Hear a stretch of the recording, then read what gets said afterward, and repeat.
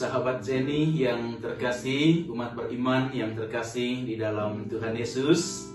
Jumpa lagi bersama saya, Hubertus Malung dari PD Sang Penebus Sumbawa Besar.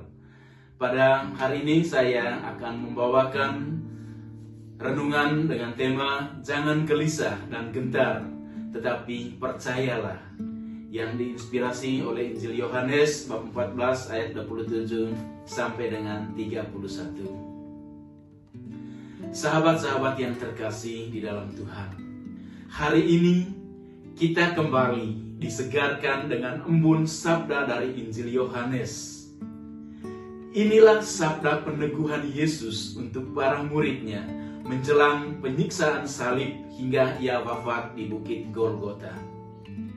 Menarik bahwa dalam situasi penuh ancaman dan kekalutan, Yesus masih tegar memberi penguatan dan janji kepada para murid akan kedatangannya kembali. Yesus tahu bahwa sebagai pengikut setianya, para murid selain Yudas sang pengkhianat turut mengalami apa yang dirasakan oleh sang guru. Dan karena itulah, dengan penuh wibawa dan otoritas keilahiannya, Yesus menguatkan mereka semuanya. Pertama-tama, Yesus memberi damai sejahtera kepada para murid. Damai sejahtera kutinggalkan bagi kamu. Damai sejahtera kuberikan kepada kamu. Damai merupakan situasi surgawi, situasi yang menyejukkan. Juga damai merupakan gambaran kesatuan Allah Tritunggal. Damai yang datang dari Tuhan Yesus berlawanan dengan situasi dunia yang penuh dengan hiruk-pikuk persoalan. Saudara yang terkasih, Yesus memberikan damai kepada para murid supaya mereka hidup dalam kerukunan. Sebagai satu komunitas umat beriman, dengan damai itu, para murid dapat mengalahkan semua pengaruh jahat yang datang dari dunia ini. Kita pun demikian. Di sekitar kita ada begitu banyak situasi yang membutuhkan kedamaian. Melalui bacaan ini, Yesus mengajak kita agar tidak menerima damainya secara cuma-cuma, tetapi juga membagikannya kepada sesama dalam komunitas kita secara cuma-cuma juga. Umat beriman yang terkasih, pesan kedua yang disampaikan oleh Yesus kepada kita adalah supaya para murid tidak gelisah dan gentar hatinya. Kegelisahan para murid berhubungan dengan situasi sesudahnya, di mana Yesus dihukum mati. Bahkan setelah kebangkitannya pun, mereka masih dihantaui ketakutan, sebab Yesus akan meninggalkan mereka dan menghadap Bapaknya. Tidak hanya mengajak para murid agar tidak gelisah dan gentar, Yesus memberi jaminan bahwa Ia akan datang, menghibur dan memberikan sukacita kepada mereka yang ditinggalkannya.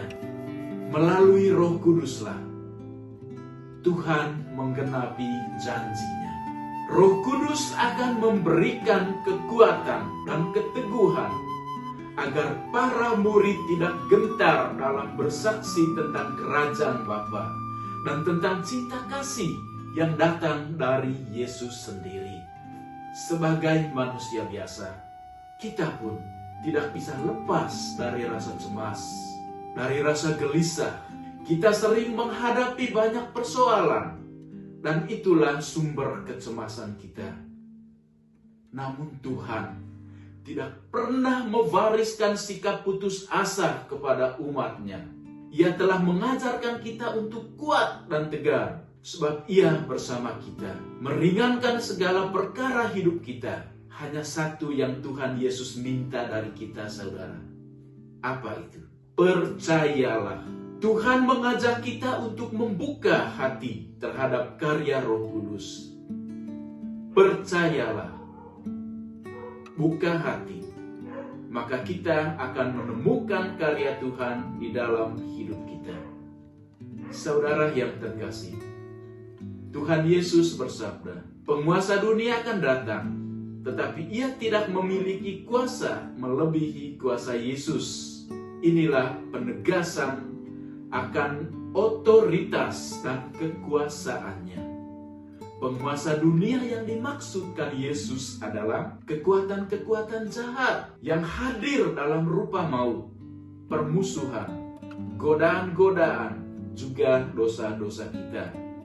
Dalam hidup, kita seringkali mengingkari karya Roh Kudus, sehingga kita mudah dikalahkan oleh kuasa dunia. Kita pun sering lebih takut akan setan daripada takut akan Tuhan. Bila kita sudah tidak takut akan Tuhan dan mengikuti kemauan kita sendiri, amat sulit saudara bagi kita untuk keluar dari rantai keegoisan kita.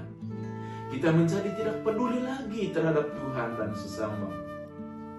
Tak jarang, masalah kita datang dari sikap ketertutupan kita terhadap Tuhan dan sesama. Melalui Injil hari ini, kita dipanggil kembali kepada jalan Tuhan, percaya dan menaruh perkara kita di dalam tangan-Nya. Saudara yang terkasih, Yesus bersabda, penguasa dunia akan datang, tetapi ia tidak memiliki kuasa melebihi kuasa Yesus.